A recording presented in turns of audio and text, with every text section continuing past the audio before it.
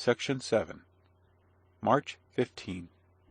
I have just had a sad adventure which will drive me away from here. I lose all patience. Death! It is not to be remedied, and you alone are to blame, for you urged and impelled me to fill a post for which I was by no means suited.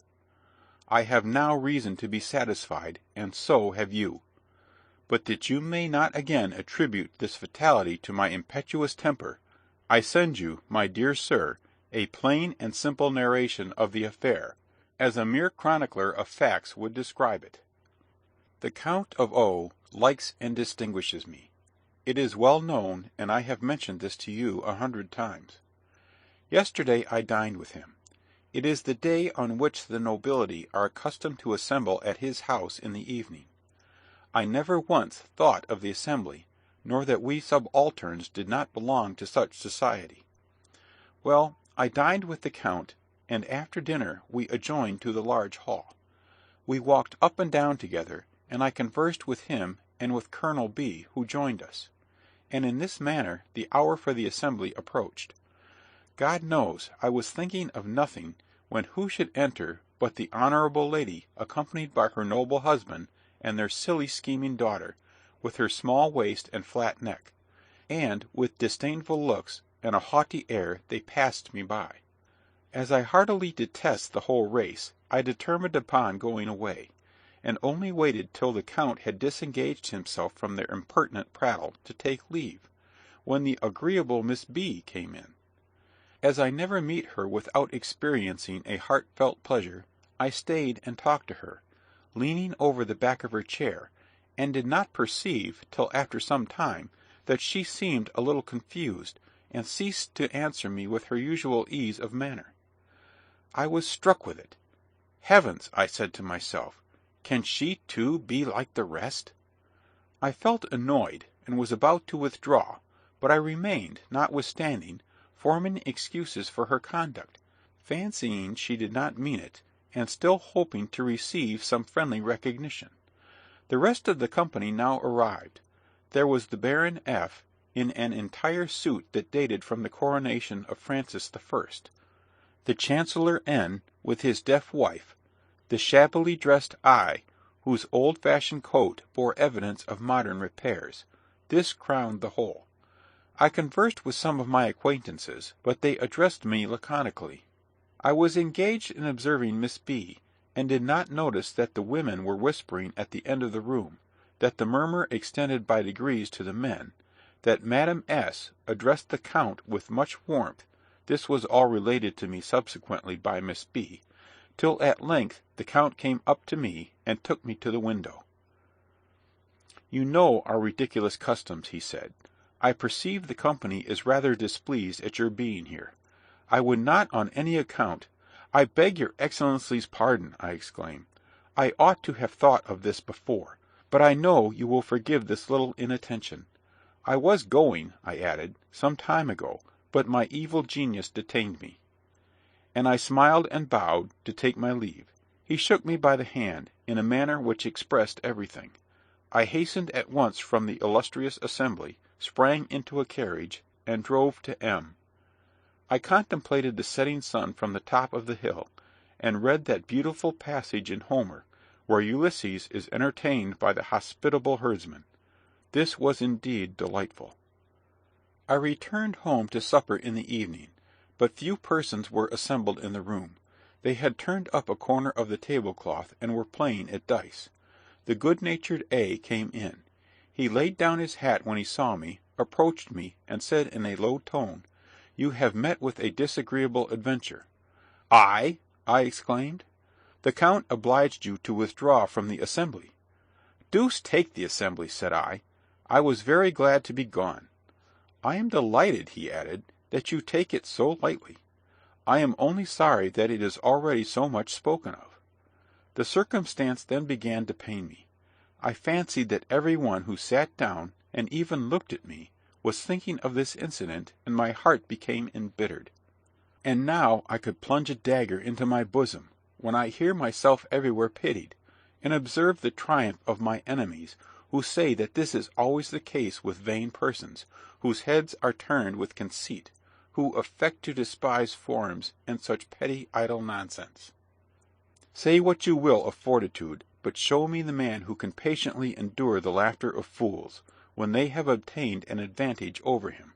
'Tis only when their nonsense is without foundation that one can suffer it without complaint. March 16. Everything conspires against me. I met Miss B. walking to-day. I could not help joining her, and when we were at a little distance from her companions, I expressed my sense of her altered manner toward me.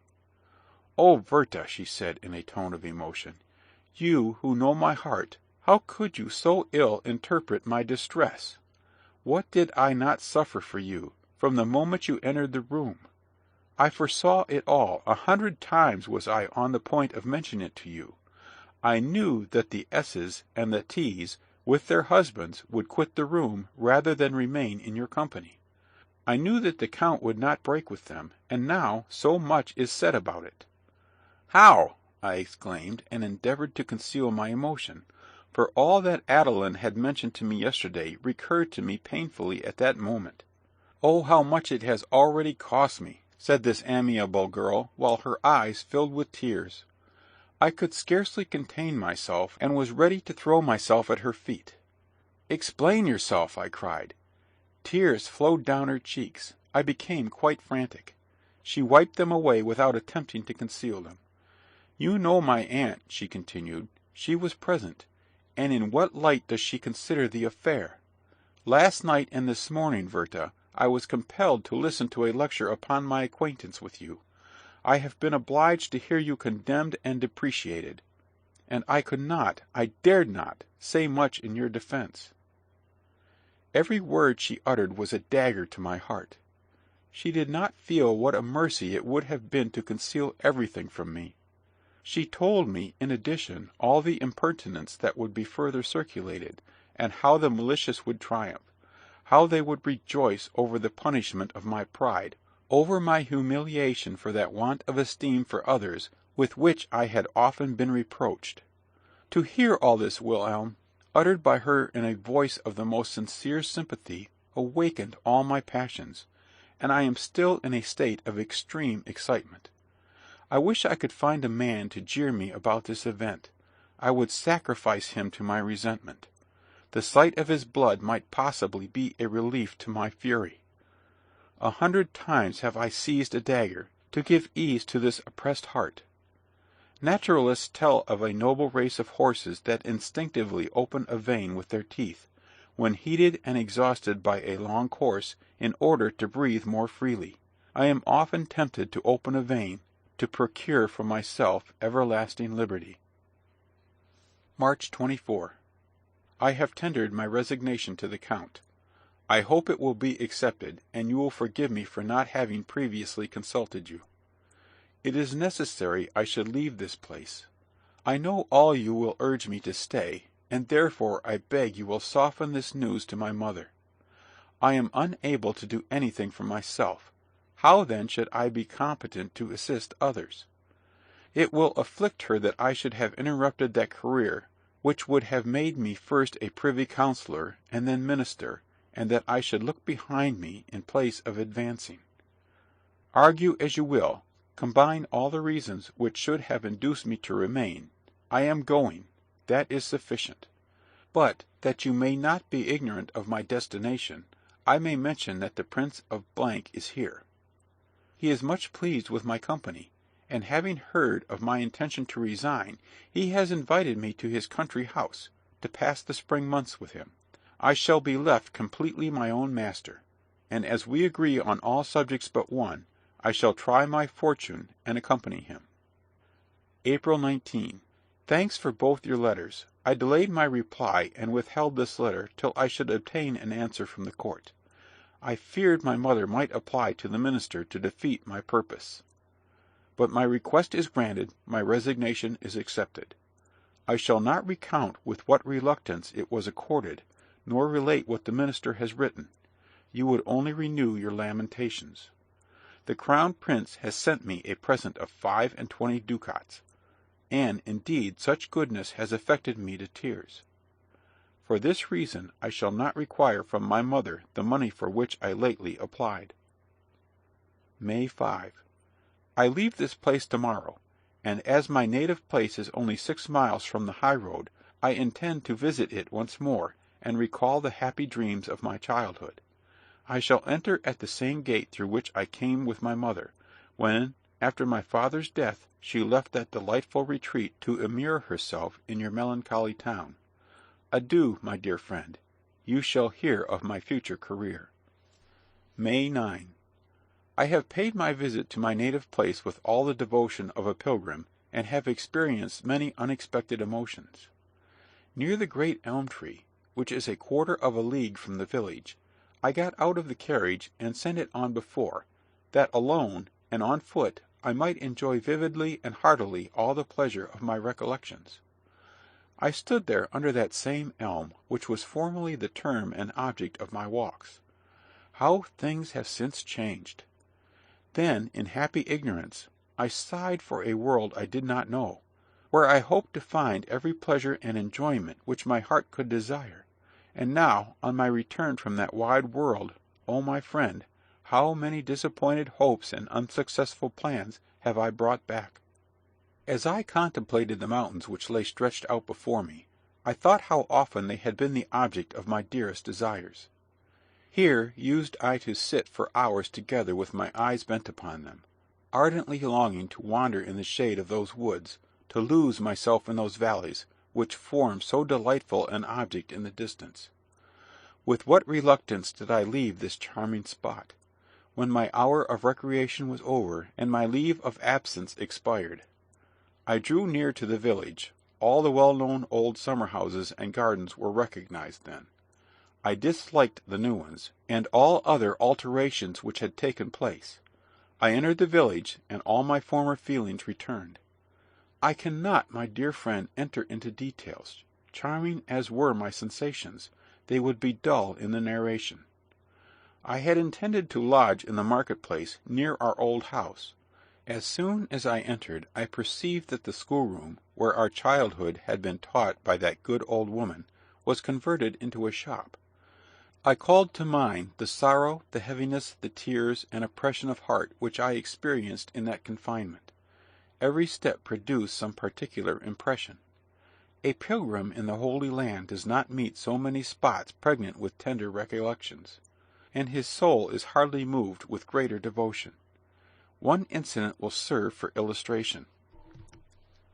I followed the course of a stream to a farm, formerly a delightful walk of mine, and paused at the spot where, when boys, we used to amuse ourselves making ducks and drakes upon the water. I recollected so well how I used formerly to watch the course of that same stream, following it with inquiring eagerness, forming romantic ideas of the countries it was to pass through, but my imagination was soon exhausted, while the water continued flowing farther and farther on, till my fancy became bewildered by the contemplation of an invisible distance. Exactly such, my dear friend, so happy and so confined, were the thoughts of our good ancestors. Their feelings and their poetry were fresh as childhood. And, when Ulysses talks of the immeasurable sea and boundless earth, his epithets are true, natural, deeply felt, and mysterious. Of what importance is it that I have learned, with every schoolboy, that the world is round? Man needs but little earth for enjoyment, and still less for his final repose. I am at present with the prince at his hunting lodge. He is a man with whom one can live happily. He is honest and unaffected. There are, however, some strange characters about him, whom I cannot at all understand. They do not seem vicious, and yet they do not carry the appearance of thoroughly honest men. Sometimes I am disposed to believe them honest, and yet I cannot persuade myself to confide in them. It grieves me to hear the prince occasionally talk of things which he has only read or heard of, and always with the same view in which they have been represented by others. He values my understanding and talents more highly than my heart, but I am proud of the latter only. It is the sole source of everything of our strength, happiness, and misery. All the knowledge I possess every one else can acquire, but my heart is exclusively my own. May 25. I have had a plan in my head of which I did not intend to speak to you until it was accomplished. Now that it has failed, I may as well mention it. I wished to enter the army, and had long been desirous of taking the step. This indeed was the chief reason for my coming here with the prince, as he is a general in the service. I communicated my design to him during one of our walks together. He disapproved of it, and it would have been actual madness not to have listened to his reasons. June 11. Say what you will, I can remain here no longer. Why should I remain? Time hangs heavy upon my hands. The prince is as gracious to me as anyone could be, and yet I am not at my ease. There is indeed nothing in common between us. He is a man of understanding, but quite of the ordinary kind. His conversation affords me no more amusement than I should derive from the perusal of a well-written book. I shall remain here a week longer, and then start again on my travels. My drawings are the best things I have done since I came here. The prince has a taste for the arts, and would improve if his mind were not fettered by cold rules and mere technical ideas. I often lose patience when, with a glowing imagination, I am giving expression to art and nature. He interferes with learned suggestions, and uses at random the technical phraseology of artists. July 16. Once more I am a wanderer, a pilgrim through the world. But what else are you? July 18. Whither am I going? I will tell you in confidence. I am obliged to continue a fortnight longer here, and then I think it would be better for me to visit the mines in . But I am only deluding myself thus. The fact is, I wish to be near Charlotte again. That is all. I smile at the suggestions of my heart, and obey its dictates. July 29. No, no, it is yet well, all is well. I, her husband. O God, who gave me being, if thou hadst destined this happiness for me, my whole life would have been one continual thanksgiving. But I will not murmur. Forgive these tears, forgive these fruitless wishes. She, my wife! Oh, the very thought of folding that dearest of heaven's creatures in my arms! Dear Wilhelm, my whole frame feels convulsed when I see Albert put his arms around her slender waist. And shall I avow it? Why should I not, Wilhelm? She would have been happier with me than with him. Albert is not the man to satisfy the wishes of such a heart. He wants a certain sensibility. He wants... In short, their hearts do not beat in unison. How often, my dear friend, I am reading a passage from some interesting book, when my heart and Charlotte seem to meet, and in 100 other instances when our sentiments were unfolded by the story of some fictitious character, have I felt that we were made for each other. My dear Wilhelm, he loves her with his whole soul, and what does not such a love deserve? I have been interrupted by an insufferable visit. I have dried my tears and composed my thoughts. Adieu, my best friend. End of section 7.